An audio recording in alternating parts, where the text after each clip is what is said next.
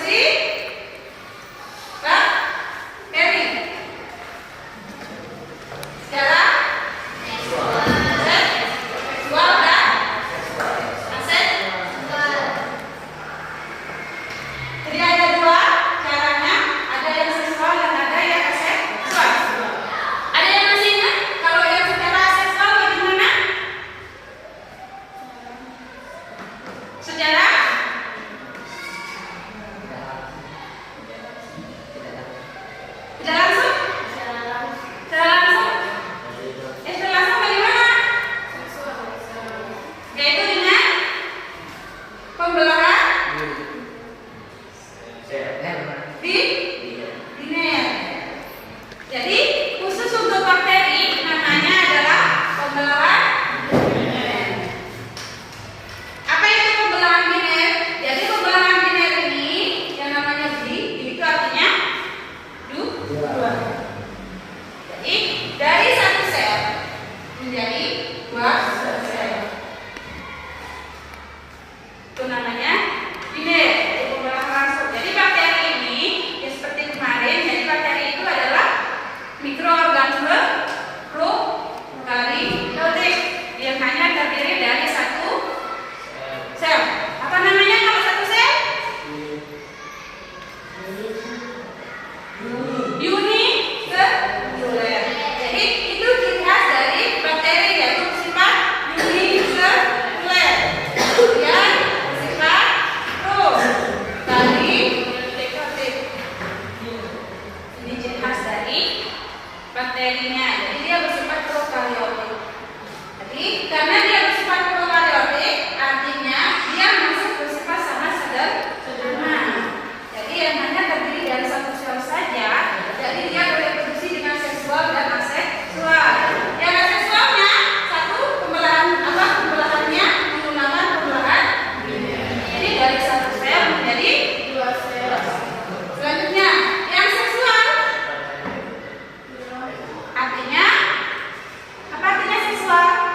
Kalau yang aseksual tadi tanpa pertemuan antara sel sperma dan sel telur. Itu yang aseksual. Berarti kalau yang seksual sebaliknya lagi. Jadi kemarin kita sudah belajar. Jadi yang secara seksualnya ada tiga cara. Apa saja?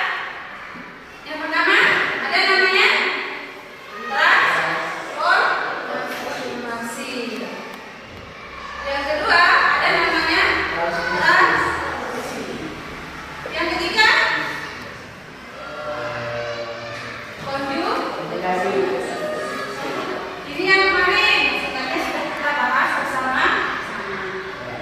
Ini tidak ada salahnya kita ulang kembali untuk meninggalkan ingatan. Ini sudah ingat sekarang? Ya, jadi itu perlunya kalau kita sudah belajar di sekolah, nanti kalau kita sampai rumah juga ulang. Untuk apa? Untuk sekedar mengingat kembali. Jadi ini dia yang reproduksi. Jadi yang cara bakteri reproduksi ada dua, seksual dan aseksual. Yang berbeda sama dengan yang digambar ya. Nah, apakah kalian pernah minum ini? Nah, bahkan ada yang menjadi ritual setiap harinya harus minum ya Yakult, seperti slogannya minum Yakult tiap hari. Ya, selanjutnya kira-kira Yakult ini terbuat dari apa? Bakteri. Salah satu isinya adalah bakteri terbuat dari apa? Susu diangkat kan? Fermentasi. Jadi ini adalah hasil dari fermentasi susu. Nama susunya apa? Susu sapi. Susu apa? Susu skim. Namanya susu skim. Jadi hasil fermentasi dari susu skim. Nah, seperti tadi yang katanya yang nomor 3, peran bakteri dalam pembuatan Yakult. Apakah ada bakteri dalam Yakult ini? Ada. Kira-kira bakteri apa namanya?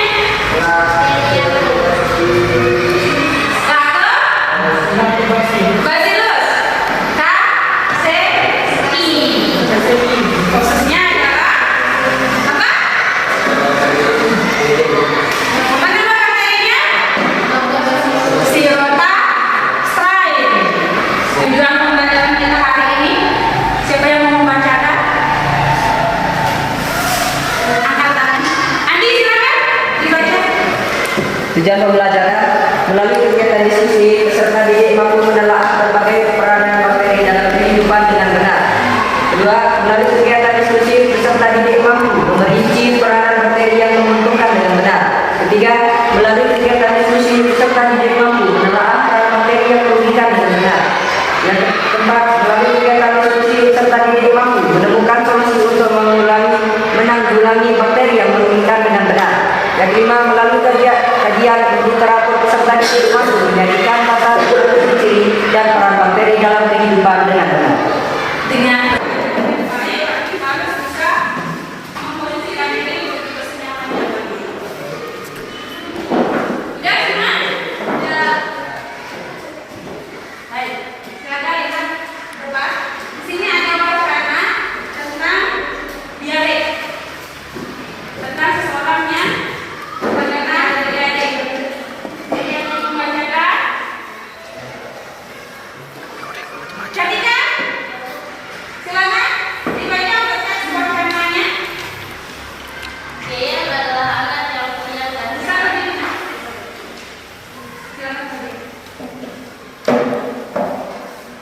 Yeyem adalah anak yang punya dan sehat. Setiap hari, ibunya yang pandai memasak selalu memasak menu yang sehat bila sempurna. Bila sempurna untuk Yeyem dan keluarganya. Suatu ketika di hari Minggu, Yeyem membantu ibu memasak sayur sop dan kemudian jagung untuk sarapan pagi. Setelah selesai memasak, Yeyem dan keluarganya sarapan bersama. Sayur sop dan sekedar jagung yang tersisa tetap diletakkan di atas meja makan dan ditutup dengan tutup saji. Setelah sarapan pagi, Yeyem dan keluarganya pergi mengunjungi nenek di luar kota. Yeyem baru kembali ke rumah ketika malam sudah larut. Oleh karena rasa lapar yang sangat, Yeyem harus menyantap sayur sop yang ternyata sudah agak basi di atas meja serta tanpa mencuci tangan terlebih dahulu. Saat bangun tidur, Yeyem merasa perutnya sakit dan berkali-kali masuk toilet. Yeyem ternyata terkena diare. Yeyem ternyata terkena diare. Nah, berdasarkan masalah yang ini, sekarang kalian buatkan di dalam LKPD yang ada ya. Jadi LKPD ini, LKPD yang dipegang, ini berkaitan dengan wacana yang ada di depan. Jadi kalian mengamati di sini, kira-kira dari wacana yang ada di sini, kira-kira masalah apa yang ada? Kira-kira masalah apa yang ada? Jadi dari berangkat dari itu nanti kalian akan tuangkan di dalam LKPD yang akan ibu bagikan. Ya, ini berkaitan dengan yang tadi, berkaitan dengan yang ini. Kalau yang ini,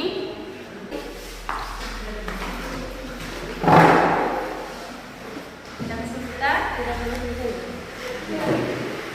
Bisa tulis di sini, bisa kalau memang tidak cukup di sini bisa di buku yang lain.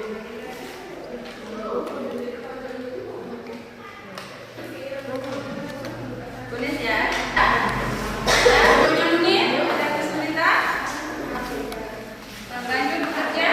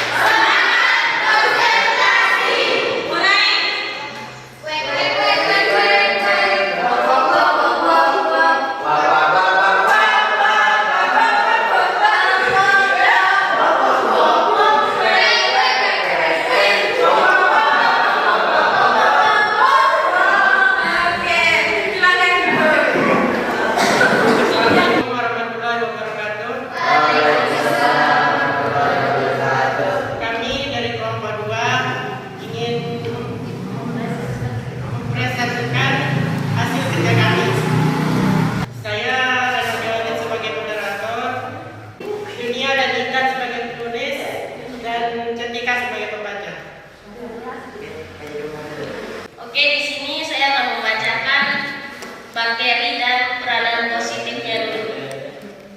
Yang pertama di sini ada Escherichia coli. Peranan positifnya membusukkan makanan pada usus usus. Yang kedua dan ketiga Nitrosomonas dan Nitrosococcus. Peranan positifnya sebagai proses nitritasi. Yang keempat dan kelima Nitrobacter dan Nitrococcus. Peranan positifnya proses nitratasi. Yang keenam ada Actobacter. Peranan positif produksi asam cuka. Yang ketujuh ada Bacillus subtilis, penghasil enzim proses sebagai pelunak daging. Treponema pallidum, peranan negatif Ramosia. Kedua, Neisseria gonorrhoeae, penyakit kencing nanah. Yang ketiga, Salmonella typhi, penyebab demam. Keempat, Vibrio florea sebagai penyebab kolera. Yang kelima, Shigella dysenteriae, penyebab disentri. Yang keenam, Rickettsia typhi, penyebab tipes. Dan yang terakhir, Mycobacterium tuberculosis, penyebab TBC. Selanjutnya menganalisis dan mengevaluasi. Kesimpulan yang kami dapat tentang peranan bakteri bagi kehidupan adalah dalam kehidupan sehari-hari ada banyak manfaat yang bisa kita dapatkan dari bakteri. Selain proses pembuatan antibiotik oleh bakteri Streptococcus glyceus, aureolopasiens, Bacillus brevis, dan Bacillus subtilis. Bakteri juga bisa menghasilkan asam. Bakteri penghasil asam adalah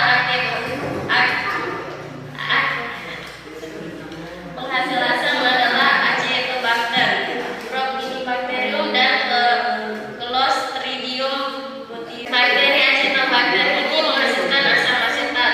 Bakteri juga berperan dalam proses pembuatan olahan susu. Selain untuk membuat makanan, bakteri juga membantu menghasilkan biogas dan mengikat nitrogen. Bakteri penghasil biogas adalah kelompok Bacteroides dan kelompok Enterobacteriaceae. Sedangkan bakteri pengikat antara lain Rhizobium radiciola dan Nitrosococcus. Bakteri Escherichia coli juga membantu pembusukan sisa makanan. Usaha yang dapat dilakukan untuk menanggulangi bahaya bakteri pengikat ada 3 yang kami dapat. Pembuatan antibiotik untuk mengatasi penyakit akibat bakteri. 2. Penggunaan desinfektan pada alat-alat yang rentan terkena bakteri. Dan yang terakhir, pengawetan makanan untuk menanggulangi masalah bakteri pada makanan. Sekian dari kami. Assalamualaikum warahmatullahi wabarakatuh.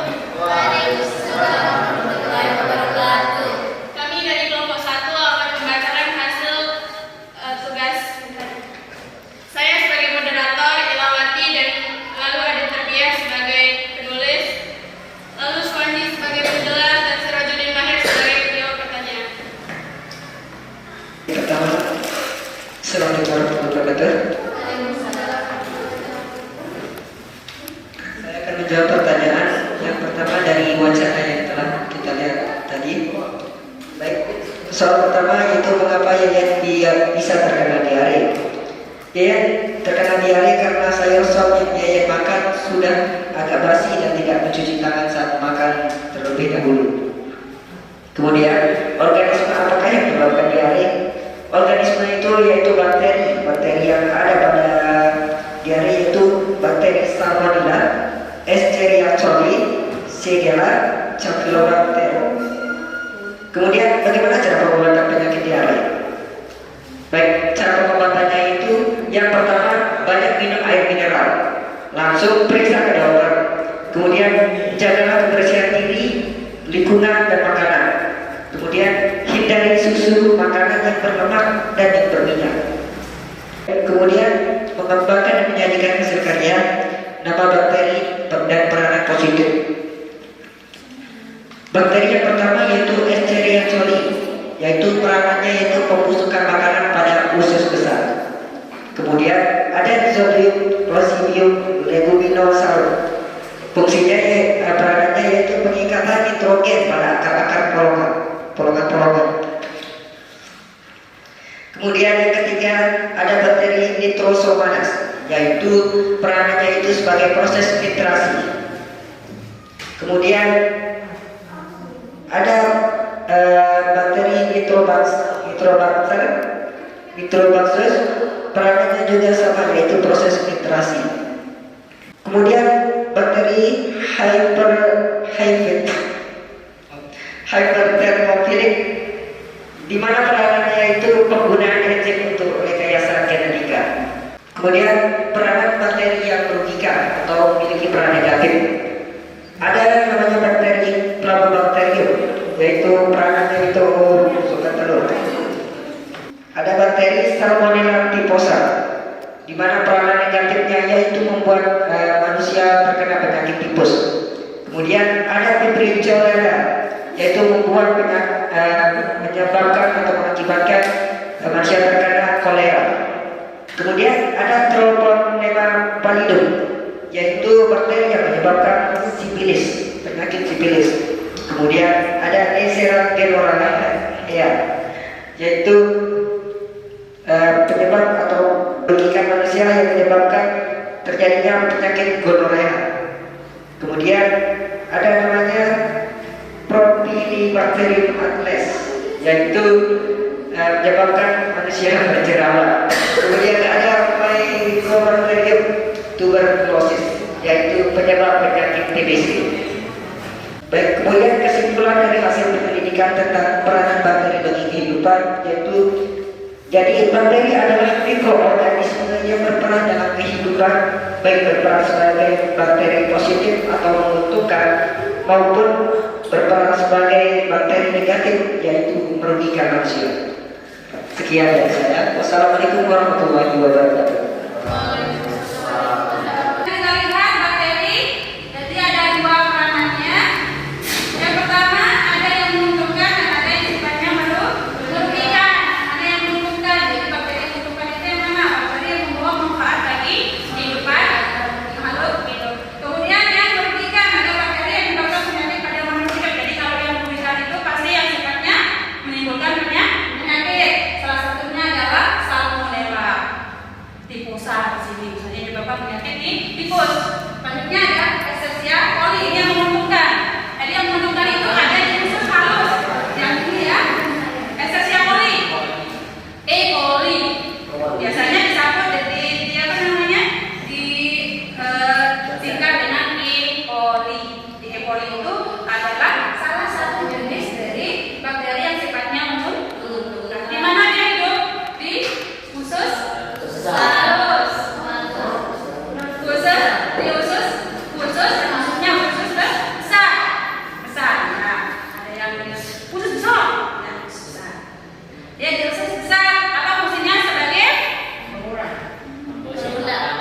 penggusuk makanan. Apalagi sebagai pengurai. Nah, jadi ini yang untuk E. coli, salah satu contohnya yang sifatnya menguntungkan adalah E. coli. Kalau yang Salmonella ini sifatnya merugikan. Selanjutnya, nah ini yang bakteri menguntungkan di alam. Yang ini tadi sudah sebagian besar disampaikan. Tadi ada E. coli, kemudian ada Rhizobium. Kalau yang bicara